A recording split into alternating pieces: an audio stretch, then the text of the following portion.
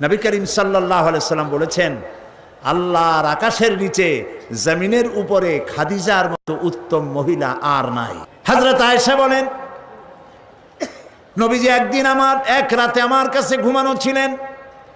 আমি ঘুম থেকে জেগে দেখি নবীজি নাই।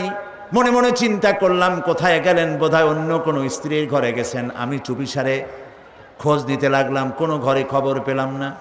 পরে দেখতে পেলাম রিয়াদুল জান্নার ভিতরে বসে নবীজি দুই হাত উঁচু করে কি যেন বলেন আর কান্দেন।